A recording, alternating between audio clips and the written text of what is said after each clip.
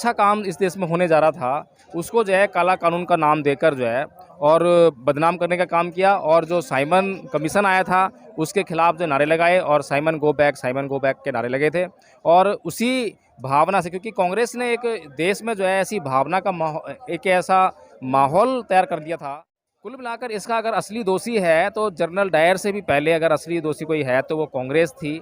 कांग्रेस के नेता थे, गांधी, पटेल और नेहरू थे, जिन्होंने जो है इस प्रकार की भ्रामक स्थिति जो है लोगों में पैदा करने का प्रयास किया, जिसके कारण यहाँ पर लोग इकट्ठा हुए, वो जुलूस में इकट्ठा हुए।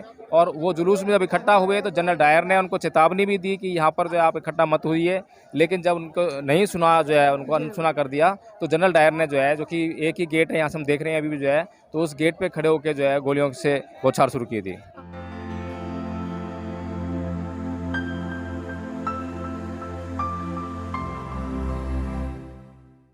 नमस्कार, आप देख रहे हैं एनबी न्यूज़ 24x7 नीलम बोध के साथ। साथियों, आज हूं मैं अमृतसर में। जी हां, अमृतसर। आप मेरे पीछे देख पा रहे होंगे, ये वही स्थान है जिसका नाम है जलियांवाला बाग। जलियांवाला बाग हत्याकांड आप सबने सुना होगा। जलियांवाला बाग जो हत्याकांड है उसका जो इतिहास है साथियों, कहीं ना कहीं जब उसको याद करते हैं तो रूह कांप जाती है। वो दृश्य, वो मंजर आंखों के सामने आ जाता है जो किताबों में हम पढ़ते हैं या पिक्चरों के माध्यम से जिस तरह से दर्शाया गया था कि जब जलियांवाला बाग हत्याकांड हुआ था, वो वास्तव में लोगों की जो चीखें थी वो कानों में इस तरह से पड़ रही थी कि मानो माताएं बिलख रही हो, या जो भी वो पीड़ा थी उसको अपने शब्दों के माध्यम से मैं यहाँ पर बयान नहीं कर सकती। लेकिन यहाँ पर बहुत सारे लोग घूमने आए हैं, उनसे भी जानने का प्रयास करूँगी कि आखिर जलियांवाला बाग हत्याकांड है उसके बारे में क्या जानते हैं, या इसके इतिहास को किस तरह से पढ़ा गया है, किताबों में पढ़ाया गया है या नहीं पढ़ाया गया है। बेटा, नाम क्या आपका? नंदनी। कहाँ से आए हैं? दिल्ली से।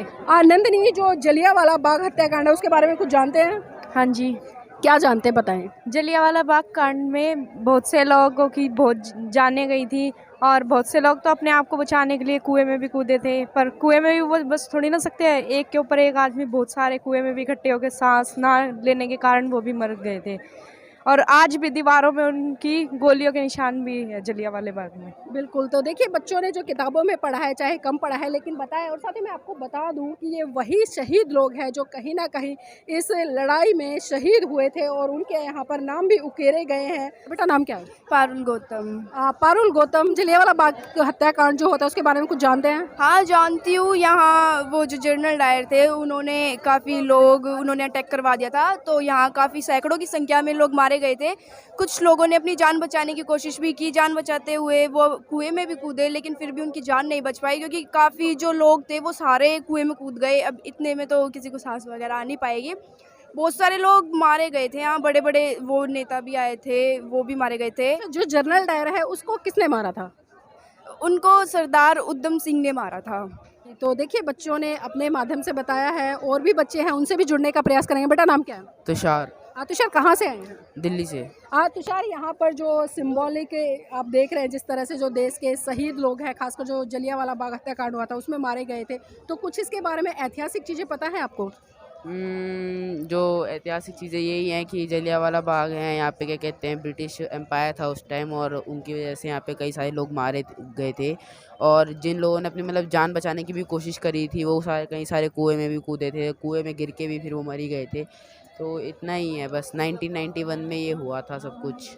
तो देखिए, यहाँ पर जो बच्चे आए हैं, जितनी बेसिक जानकारी उनके पास थी, क्योंकि संक्षिप्त में बच्चों को किताबों में पढ़ाया जाता है और उतना ही बच्चों ने यहाँ पर बताने का प्रयास किया। यहाँ पर मेरे साथ में सर भी, उनसे भी जानने का प्रयास करूँगी। सर, जो जलियांवाला बाग हत्याकांड खासकर पुस्तकों में पढ़ते हैं, अभी बच्चों से हमने चर्चा की तो संक्षिप्त में बताया उन्होंने, हमारे दर्शकों को कुछ और बताएं ऐतिहासिक चीज़ें इसके बारे में। देखिए नीलम जी, ये जो जलियांवाला बाग का जो हत्याकांड हुआ था, ये साइमन गो बैक का नारा दिया था कांग्रेस ने।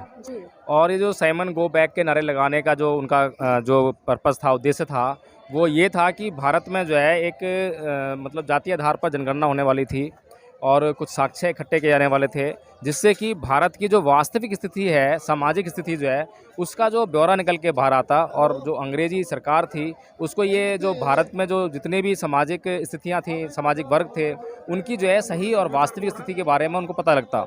लेकिन कांग्रेस ने जो है इस देश के लोगों को गुमराह करने का काम किया और जो है कि एक अच्छा काम इस देश में होने जा रहा था उसको जो है काला कानून का नाम देकर जो है और बदनाम करने का काम किया, और जो साइमन कमीशन आया था उसके खिलाफ जो नारे लगाए और साइमन गो बैक के नारे लगे थे।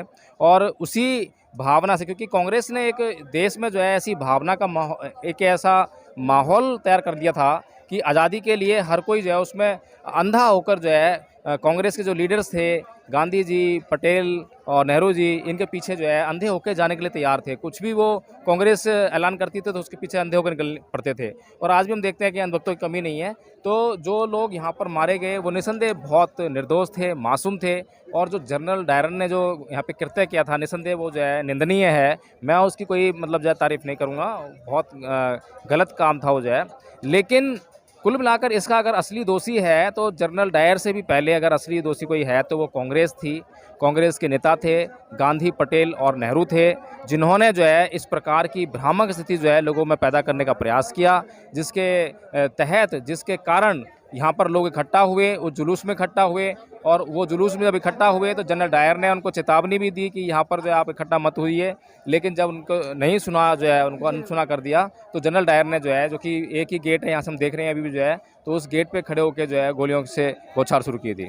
सर, जनरल डायर के बारे में भी पढ़ाया जाता है, जलियांवाला बाग हत्याकांड हुआ उसके बारे में पढ़ाया जाता है, लेकिन जनरल डायर को जिस महान व्यक्ति ने मारा उसके बारे में कहीं ना कहीं हम देखें कि इतिहास के पन्नों में उसकी चर्चा बहुत कम होती है। सर, उस पर थोड़ा प्रकाश डालें। देखिए, बड़ी ईमानदारी से जो है आपको पाठ्य पुस्तकों में नहीं पढ़ाया गया है, और इसके लिए इस देश की सरकारें जो है दोषी हैं। अगर इस पूरे मामले की अगर जांच की जाए तो सबसे पहले इसका आधार जो है बच्चों को बताना चाहिए कि जलियांवाला हत्याकांड जो हुआ था किस कारण से हुआ था। साइमन कमीशन जो है किस बात को लेकर भारत आया था, वो क्या करना चाह रहा था, उसका जो अगर उसको आपने काला कानून का नाम दिया तो उसमें ऐसा कौन सा कानून था, ऐसा कौन सा नियम था जो काला था, जो इस देश के लोगों के खिलाफ था। ये सबसे पहले जो है इस देश के बच्चों को बताना चाहिए। उसके बाद उस घटना का जिक्र करना चाहिए कि ये घटना हुई थी। तो इस घटना में जो है कुल मिलाकर जो है बहुत सारे पहलू हैं, एक ही पहलू नहीं है।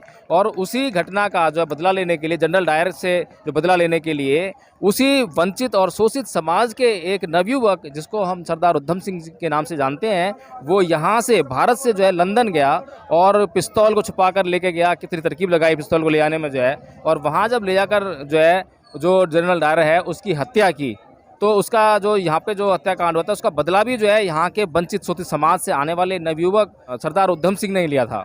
लेकिन इस देश के लोगों को जो है हमेशा जो है उनके दिमाग में जाति बसती है, और जाति में ही तोलकर वो जो है हर किसी की महानता को देखते हैं। और यही कारण है कि बाबा साहब डॉक्टर भीमराव अम्बेडकर की महानता को भी जो है इस देश के लोग जो है इसीलिए नहीं चाहते हैं, क्योंकि वो जो है एक विशेष जाति वर्ग से आते थे। ये विडंबना है जी। एक चीज़ और सर मैं यहाँ पर थोड़ा चर्चा करना चाहूँगी, क्योंकि उधम सिंह का नाम भी हमने बहुत बाद में सुना, और वो भी जब सुना हमने जब उत्तर प्रदेश में बसपा की सरकार आई और साहब मान्यवर काशीराम जी ने उनकी पहली मूर्ति, विशाल मूर्ति उत्तर प्रदेश में लगाने का काम किया और लोगों को बताया कि उधम सिंह वास्तव में क्या था और क्या हस्ती थी और इसका क्या योगदान था। तो सर, इसके बारे में क्या कहेंगे? क्योंकि हम देखते हैं, मैं अभी चर्चा करी कि सरकारें छुपाती हैं, लेकिन उत्तर प्रदेश में जिस तरह से बसपा की सरकार आई वहाँ पर उधम सिंह को एक तरह से जीवित करने का काम किया गया। हाँ, ये ठीक कह रहे हैं आप जो है। और ये जो है जितना भी जो शोषित वंचित समाज है, इस वर्ग के खिलाफ एक साजिश की गई है, षड्यंत्र रचा गया है कि इसका कोई भी व्यक्ति कितना भी महानतम कार्य करे तो उसका नाम नहीं लेना है। लेकिन जो अन्य समाज है जिसे हम मनुवादी कहते हैं, उस समाज से आने वाला चाहे कोई छोटा मोटा भी काम कर दे तो उसको इतना बड़ा चढ़ाकर दिखाते हैं जैसे उन्होंने जो है किला फतेह कर लिया हो, और सबसे बड़ा जो योगदान है उन्हीं का है। अगर मैं इस देश के लिए काम करने की बात करूं तो परम पूज्य बाबा साहब डॉक्टर भीमराव अम्बेडकर के मुकाबले इस देश के लिए किसी भी इस देश के नेता ने काम नहीं किया है। गांधी, पटेल, नेहरू, इनका नाम जो है प्रमुखता से आज लिया जाता है देश में। लेकिन अगर इनके मुकाबले जो है बाबा साहब डॉक्टर भीमराव अम्बेडकर के व्यक्तित्व को अगर सामने रखें, इनकी तुलना करें, तो इनका व्यक्तित्व, तीनों का मिला के व्यक्तित्व, ऐसे पूरी कांग्रेस की जितने भी लीडरशिप आज तक पैदा हुई है उन सब का मिलाकर व्यक्तित्व रख लें एक साइड में और बाबा साहब का एक साइड में रख दें, तो बाबा साहब का जो व्यक्तित्व है, वो जो उसका पड़ला है तराजू का जो है, वो बहुत नीचे जाता दिखाई देगा और वो जो है कहीं नज़र नहीं आते हैं। तो ये विडंबना है इस देश की कि इस देश में सच्चाई और ईमानदारी की बात कभी नहीं आती है। और आज भी आप देख रहे हैं कि हिंदू राष्ट्र की बात चिल्ला रहे हैं, लेकिन हिंदू राष्ट्र में वो क्या करेंगे? हिंदू राष्ट्र में पहले जब था हिंदू राष्ट्र जो है, ये देश जो है, हिंदू साम्राज्य था किसी भी राजा का, तो उसने क्या किया था, हिंदू धर्म ग्रंथ जो है किस राष्ट्र की बात करते हैं, उनकी मानसिकता क्या है, इसको बताने का काम जो है लोगों को नहीं करते हैं, बस हिंदू राष्ट्र का राग लापने का काम करते हैं। जी, बहुत बहुत धन्यवाद सर आज की चर्चा में हमारे साथ जुड़ने के लिए और जो ऐतिहासिक तथ्य हैं यहाँ के उसके बारे में बताने के लिए। तो साथियों, अगर ये वीडियो आपको पसंद आई तो उसको लाइक कीजिएगा, शेयर कीजिएगा और कमेंट के माध्यम से अपनी राय जरूर दीजिएगा।